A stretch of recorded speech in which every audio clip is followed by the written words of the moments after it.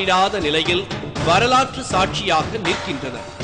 150 ஆண்டுகளுக்குள்ளாகவே அருங்காட்சியகமாக்கப்படும் நிலையை செட்டிநாட்டு வீடுகள் சந்திக்க நேர்ந்திருக்கிறது. இன்னொரு விசித்திரமும் நகரத்தாரின் ஊர்களில் நடக்கிறது.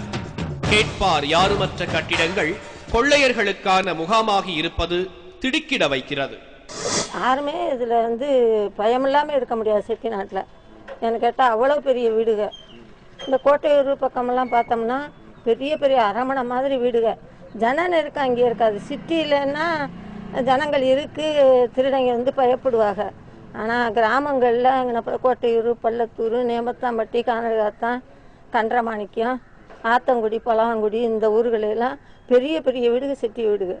அதிலெல்லாம் திருடங்க பல நாள் பல மாதங்கள் தங்கி இருந்து சமைச்சு சாப்பிட்டு அவனுக்கு வேணுங்கிறத எடுத்துட்டு போறாங்க. காலாவதியாகிவிட்ட கூட்டு குடும்ப வாழ்க்கை. விஸ்தீரமான வீட்டை பராமரிக்கவே பல லட்சம் ரூபாய் செலவு. செல்வாக்கை வெளிக்காட்டும் செட்டிநாட்டு திருமணங்கள். இவைதான் நகரத்தார் வீடுகளின் இன்றைய நிலைமைக்கு காரணங்களாக.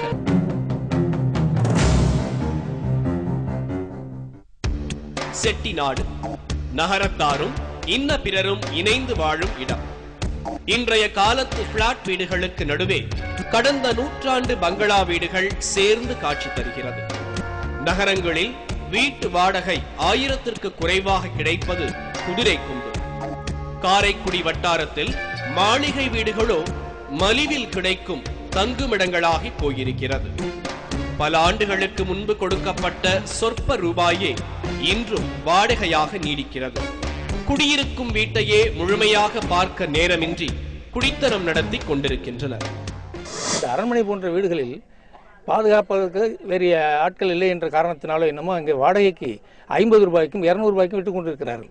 இந்த 50 ரூபாய்க்கு கொடுத்தவர்கள் இப்போ 200 ரூபாய் கொடுக்கிறார்கள் என்றால் அதெல்லாம் 10,000 ரூபாய் 50,000 ரூபாய்க்கு உரிய வாடகைக்கு உகந்த வீடுகளாக இருக்கின்றன, அரண்மனைகளாக இருக்கின்றன. ஆனால் இன்றைய நிலை 200 ரூபாய் கொடுத்தால் கூட அங்கே தங்குவதற்கு சில பேர் வருவதற்கு விரும்புவதும் இல்லை.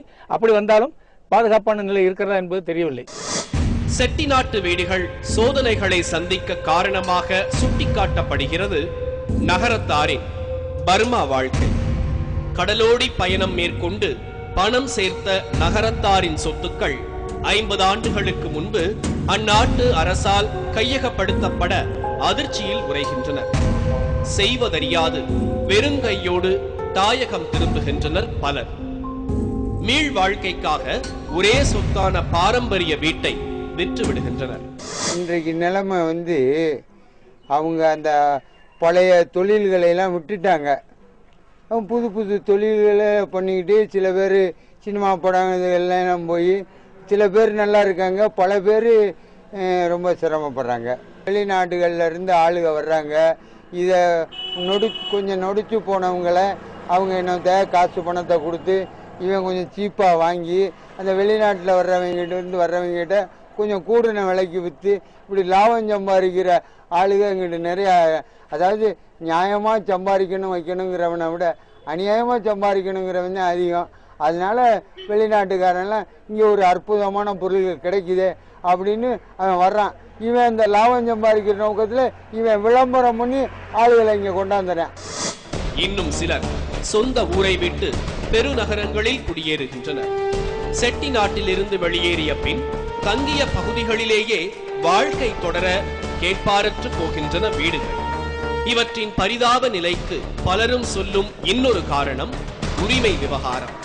சிதைந்து போய் கிடக்கும் அநேகமான வீடுகள் உறவுகளுக்குள்ளான மோதலுக்கான சாட்சிகள்.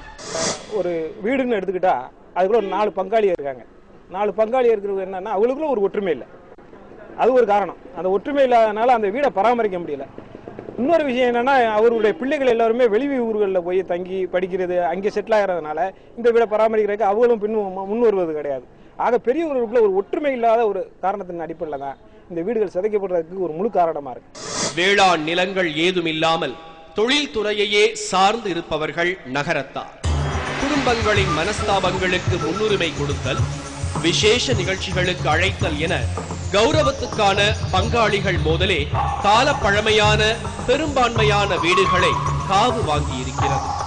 நகரத்தாருக்கு ஆன்மீக நம்பிக்கை அதிகம். வரவு செலவு கணக்கு எழுதும் போது இறைவனுக்கும் ஒரு பங்கை ஒதுக்கி வைக்கும் வழக்கம் கொண்டவர்கள். சடங்கு சம்பிரதாயங்களில் சளைக்காமல் செலவு செய்பவர்கள். சில வீடுகளில் கெட்டது நடக்க முனி நடமாடிக் கொண்டிருப்பதாக நம்பி கைவிடப்பட்டவையும் உண்டு.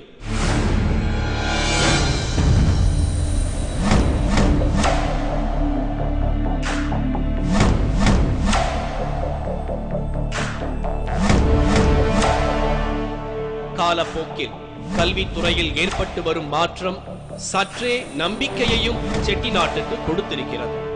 வெளிநாடுகளில் சம்பாதிக்கும் பணத்தை கொண்டு பாரம்பரிய இல்லங்களை பராமரிப்பதற்கான அக்கறையை வெளிப்படுத்த தொடங்கி இருக்கின்றனர்.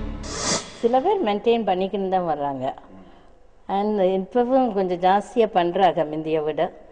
பட் 60% வந்து டெமாலிஷ் பண்ணுற ஸ்டேஜ்களுக்கு தான் வந்து இந்த சொசைட்டி ஃபார்ம் பண்ணியிருக்கிறோம், ரிவைவ் செட்டிநாடு சொசைட்டி. அவங்க மூலியமாக டெக்னிக்கல் எக்ஸ்பர்டீஸ் கொடுக்கலாம், அட்வைஸ் கொடுக்கலாம் வீடை ரிஸ்டோர் பண்ணுறதுக்கு. பட் ஃபண்டிங் அவங்க ப்ரைவேட் ஃபண்டிங் இருக்கணும், இல்லைன்னா கவர்மெண்ட் கொடுக்கணும். அது இல்லைன்னா இது நாட் பாசிபிள்.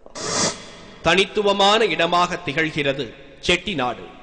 தமிழர்களின் பொருளீட்டும் பாங்கும் வணிகம் சார்ந்த நுட்பமான அறிவையும் வெளிப்படுத்தி நிற்கிறது வீடுகள். வரலாற்று ஓட்டத்தில் அடித்துச் செல்லக்கூடிய பழம்பெருமையாக மாறிவிடக்கூடாது. வெளிநாட்டவரும் வியந்து போற்றும் எஞ்சியிருக்கும் செட்டிநாட்டு வீடுகளையாவது பாதுகாக்க வேண்டும்.